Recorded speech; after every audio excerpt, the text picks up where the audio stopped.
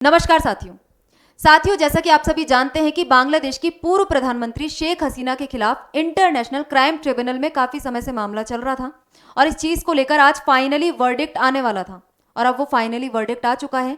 और जैसा कि कयास लगाए जा रहे थे कि शेख हसीना को फांसी की सजा सुनाई जाएगी, तो इस तरीके का ही कुछ वर्डिक्ट हमें देखने को मिला। शेख हसीना को सजाए मौत सुनाई गई है।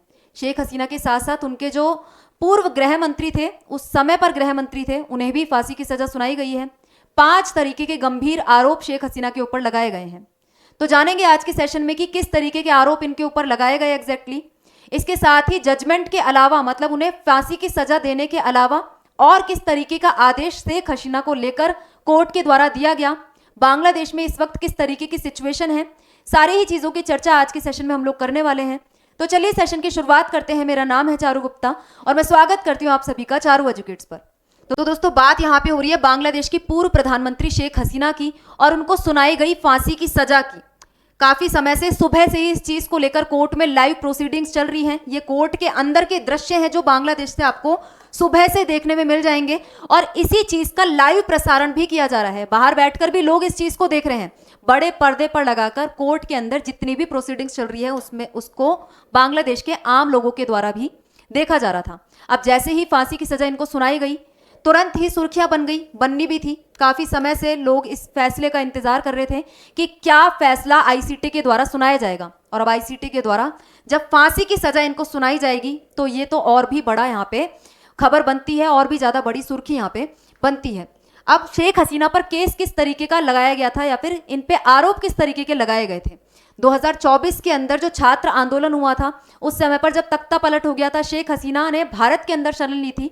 तो जो छात्र आंदोलन हुआ था उसके अंदर जो 1400 से ज्यादा मौतें हुई थी, उसका आरोप शेख हसीना के ऊपर लगाया गया है। इसके अलावा मानवता के खिलाफ अपराध हो गए, एनफोर्स्ड डिसअपेरेंस हो गया, मतलब लोगों को जबरन गायब करवाना हो गया, इंसाफ में बाधा डालना, मतलब जांच एजेंसियों पर जोर जबरदस्ती करना, उनको प्रभावित करना, टॉर्चर, एक्स्ट्रा जुडिशियल किलिंग्स।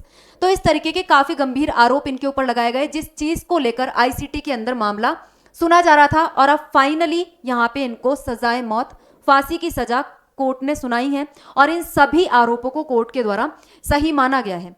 अब कोर्ट ने शेख हसीना को फांसी की सजा सुनाई, जिसके अंदर उन्होंने मानवता के खिलाफ अपराधों का दोषी उनको ठहराया है। ट्रिब्यूनल ने 2024 के छात्र आंदोलन के दौरान हुई हत्याओं का उन्हें मास्टरमाइंड कहा है कि शेख हसीना ने इन सब चीजों को करवाया है। उनको, वो इस चीज की मास्टरमाइंड थी। जो उस वक्त छात्र आंदोलन चल रहा था, उस समय पर जो किलिंग्स हुई थी, उसकी मास्टरमाइंड शेख हसीना थी। इसके अलावा शेख हसीना को 2 आरोपों में मौत की सजा सुनाई गई है। उन्हें हत्या के लिए उकसाने और हत्या का आदेश देने में दोषी माना गया है। कोर्ट ने दूसरे आरोपी जो पूर्व गृह मंत्री थे, शेख हसीना के टाइम पे जो गृह मंत्री थे, असदुजम्मा खान, उन्हें 12 लोगों की हत्या का दोषी माना है और उन्हें भी फांसी की सजा सुनाई है। इसके अलावा तीसरे एक और व्यक्ति पे आरोप लगाए गए थे, जो है पूर्व आईजीपी अब्दुल्ला अल ममून। लेकिन इनको यहाँ पे फांसी की सजा नहीं मिली क्योंकि कोर्ट के साथ इन्होंने कोऑर्डिनेट किया। ये यहाँ पे सरकारी गवाह के तौर पर काम आए, मतलब इन्होंने जो जो चीजें वहां पे हुई थी, सारी चीजें कोर्ट के अंदर जाके सीधे सीधे यहाँ पे बता दी। मतलब इन्होंने जो भी चीजें थी ना, वो सीधे कबूल कर ली।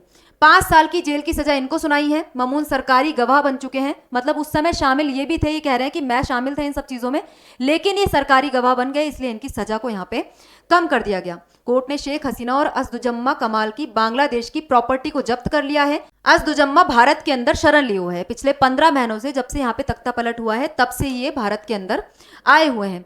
तो इस तरीके से जो इंटरनेशनल क्राइम ट्रिब्यूनल है, इनको पूरी तरीके से अब फांसी की सजा सुना दी गई है और बांग्लादेश के द्वारा कहा जा रहा है, पहले भी कहा गया है कि शेख हसीना को भारत के अंदर डिपोर्ट कर दिया जाए। अब यहाँ पे इंटरनेशनल क्राइम ट्रिब्यूनल के बारे में आप यहाँ पे जान सकते हैं। 1973 के अंदर स्थापित किया गया था। इंटरनेशनल केवल इसके नाम में ही लिखा हुआ है।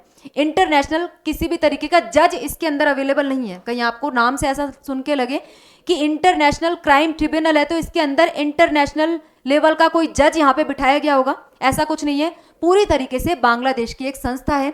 इंटरनेशनल क्राइम ट्रिब्यूनल एक स्पेशल कोर्ट है। इसकी स्थापना 2010 के अंदर की गई थी और इंटरनेशनल क्राइम एक्ट 1973 के तहत नरसंहार, युद्ध अपराध, मानवता के खिलाफ अपराधों की सजा देने के लिए इस ट्राइब्यूनल का गठन किया गया था। 1971 में पाकिस्तान की सेना के साथ देकर बांग्लादेशियों पर हिंसा, हत्या, बलात्कार, आगजनी या अन्य गंभीर अपराध जिन भी लोगों ने किए थे, उनको सजा देने के लिए स्पेशली ये आईसीटी का गठन 2010 के अंदर किया गया था। इंटरनेशनल शब्द इसके अंदर लिखा हुआ है, लेकिन इंटरनेशनल जज इसके अंदर कोई भी नहीं है। अब बात करते हैं मेजर चीज की, हसीना के ऊपर क्या आरोप लगाए गए हैं।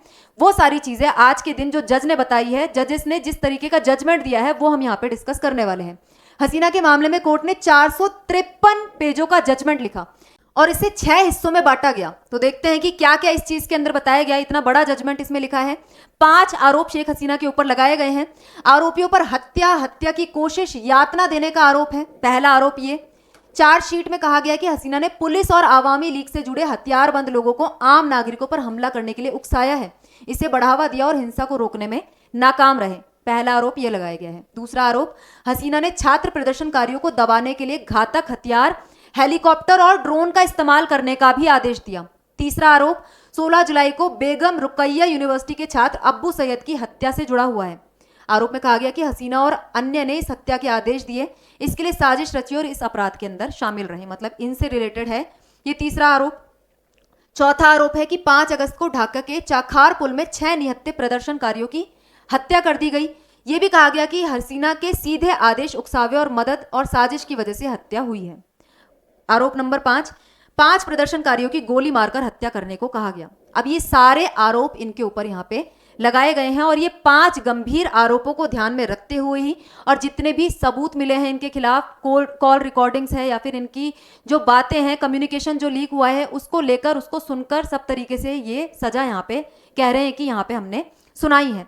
अब ये चीज कितनी निष्पक्ष है ये यहाँ पे देखने वाली बात होगी, क्योंकि शेख हसीना के द्वारा पहले ही बात कही जा रही थी कि बांग्लादेश के अंदर यदि इस तरीके का काम होगा, आईसीटी के द्वारा यदि मुझ पर मुकदमा चलाया जाएगा तो वो कभी भी निष्पक्ष नहीं हो सकता। जो आज के समय की सरकार है वो पूरी तरीके से कट्टरपंथियों के भरोसे चल रही है, वो पूरी तरीके से कट्टरपंथियों की शह पर काम कर रही है और ये मुझे बांग्लादेश की राजनीति से बाहर निकालना चाहते हैं। और ये जो ट्राइब्यूनल है जो इस वक्त फैसला दे रहा है वो एक कंगारू ट्राइब्यूनल है, मतलब इसके द्वारा जितने भी निर्णय दिए जाएंगे मेरे खिलाफ ही दिए जाएंगे। इसका इस्तेमाल किया जा रहा है, यूनुस के द्वारा इसका इस्तेमाल किया जा रहा है, कट्टरपंथियों के द्वारा इस्तेमाल किया जा रहा है, जिससे कि आवामी लीग को, शेख हसीना को बांग्लादेश की राजनीति से पूरी तरीके से यहाँ पे हटाया जा सके। अब इवन यदि शेख हसीना को फांसी यहाँ पे नहीं भी मिलती, क्योंकि वो इस वक्त भारत में है, जब तक वो बांग्लादेश के अंदर डिपोर्ट नहीं होंगी तब तक उन्हें फांसी नहीं दी जाएगी, लेकिन उनका बांग्लादेश में जाना पूरी तरीके से बैन हो गया। बांग्लादेश की राजनीति से वो पूरी तरीके से हटा दी गई है इस निर्णय के माध्यम से। तो यही चीज यहाँ पे शेख हसीना का कहना था कि ये जो सारा काम हो रहा है मेरे खिलाफ साजिश यहाँ पे रची जा रही है, जितने भी आरोप मेरे ऊपर लगाए गए हैं सारे मनगढ़ंत लगाए गए हैं। यदि मेरे ऊपर फैसला देना है तो इंटरनेशनल कोर्ट में केस चलाओ, यदि मुझ पर किसी भी तरीके के आरोप लगाने हैं, उन पर सुनवाई करनी है तो इंटरनेशनल क्रिमिनल ट्राइब्यूनल के अंदर मेरे ऊपर केस चलाओ, उसमें मैं अपने पक्ष रखने के लिए तैयार हूं, उसमें मैं पार्टिसिपेट करने के लिए तैयार हूं, उसके लिए मैं कोऑर्डिनेट करने के लिए तैयार हूं। लेकिन यूनुस ऐसा नहीं करेंगे, क्योंकि उनको पता है यदि कोर्ट इंटरनेशनल कोर्ट के अंदर गया, ये केस इंटरनेशनल कोर्ट के अंदर गया, तो वहां से हसीना को बरी कर दिया जाएगा, क्योंकि जितने भी आरोप इनके ऊपर लगाए गए हैं वो सब मनगढ़ंत है। इस तरीके का काम कोई भी शेख हसीना के द्वारा नहीं किया गया था। अब यहाँ पे कोर्ट के द्वारा शेख हसीना की सभी प्रॉपर्टी को जब्त करने के आदेश भी दिए गए हैं। हसीना के साथ पूर्व गृह मंत्री की प्रॉपर्टी को भी जब्त करने के आदेश कोर्ट के द्वारा यहाँ पे दिए गए हैं। शेख हसीना के बेटे अब यहाँ पे ऑलरेडी बोल चुके हैं कि मेरी माँ तो भारत के अंदर है, सुरक्षित है, और उनके ऊपर ये जो केस चलाया जा रहा है पूरी तरीके से झूठा है। वाजिद ने कहा कि शेख हसीना 5 बार प्रधानमंत्री रही और देश में उनके बहुत सारे समर्थक हैं। उनकी पार्टी आवामी लीग बांग्लादेश की 2 सबसे बड़ी पार्टीज में से एक है, इसलिए वे इस फैसले को हल्के में नहीं लेंगे। और इसके साथ उन्होंने ये भी कहा कि मुझे तो पहले से पता है, उन्हें पहले से पता है कि उनकी माँ को मौत की सजा ही दी जाएगी। उन्होंने कहा कि हसीना भारत में है, सुरक्षित है, भारतीय सुरक्षा एजेंसी उनकी पूरी रक्षा करेगी। मतलब सबको पहले से ही पता था, आवामी लीग के जो सदस्य हैं वो जानते थे कि इस तरीके की सजा यहाँ पे शेख हसीना को सुनाई जाएगी, क्योंकि ये जो ब्यूरो है या जो ट्राइब्यूनल है ऑलरेडी बायस्ड है, यूनुस के कहने पर काम कर रहा है, कट्टरपंथियों के कहने पर काम इनके द्वारा किया जा रहा है। अब इस वक्त जो तीनों आरोपी हैं वो कहाँ पे हैं? 3 आरोपी थे, जिसमें से एक हसीना, एक पूर्व गृह मंत्री और एक पूर्व आईजीपी, जिन्हें 5 साल की सजा सुनाई गई है। जो 5 साल की सजा सुनाई है, जिनको आईजीपी हैं, वो तो बांग्लादेश के अंदर ही है, उन्होंने कोर्ट के साथ पूरी तरीके से कोऑर्डिनेट किया है, सरकारी गवाह वो बन गए। तो यहाँ पे तीसरे आरोपी चौधरी अब्दुल्ला अल ममून सरकारी गवाह बन चुके हैं, जबकि हसीना और पूर्व गृह मंत्री भारत की शरण लिए हुए हैं पिछले 15 महीनों से। अब जहां तक हसीना की बात है, वो ऑलरेडी कह चुकी है कि मेरे ऊपर इंटरनेशनल कोर्ट के अंदर केस चलाओ, और ये जो कोर्ट में यहाँ पे केस चलाया जा रहा है वो पूरी तरीके से बायस्ड है। ये यहाँ पे मेरे पक्ष में फैसला कभी भी नहीं सुनाएंगे। अब यहाँ पे इनको भारत से डिपोर्ट किया जाएगा कि नहीं, इस चीज को लेकर कयास शुरू हो गए हैं, क्योंकि बांग्लादेश की सरकार पहले भी यहाँ पे डिमांड कर चुकी है कि भारत से डिपोर्ट शेख हसीना को किया जाए, लेकिन भारत सरकार इससे पहले भी इनकार कर चुकी है। भारत सरकार ने उनका वीजा भी बढ़ा दिया है, तो यहाँ पे शेख हसीना का वीजा भी ऑलरेडी भारत के अंदर बढ़ चुका है, तो अभी के लिए भारत में ही रहेंगी और बांग्लादेश के अंदर डिपोर्ट इनको नहीं किया जाएगा। अब आगे जाकर सिचुएशन कैसी बनती है ये तो देखने वाली बात होगी। फिलहाल के लिए कंडीशन बांग्लादेश के अंदर काफी ज्यादा नाजुक है। इस तरीके का फैसला आने की पूरी उम्मीद थी, इस वजह से ही पूरे बांग्लादेश को सुबह से हाई अलर्ट पर रखा गया है, बल्कि काफी टाइम से ही हाई अलर्ट बांग्लादेश के अंदर घोषित है। इसके साथ ही शूट एट साइट ऑर्डर भी बांग्लादेश में जारी किया गया, मतलब यदि किसी भी तरीके की हिंसा आगजनी विद्रोहियों के द्वारा देखने में आती है तो यहाँ पे जो भी व्यक्ति इस तरीके का काम कर रहा है उसको मौके पर ही शूट कर दिया जाए। अब आगे जाकर किस तरीके की सिचुएशन आती है, क्या हिंसा वापस से भड़कती है या फिर मामला यहाँ पे शांत हो जाता है, शेख हसीना को क्या बांग्लादेश में डिपोर्ट किया जाता है, आगे आने वाले समय में देखने की बात होगी।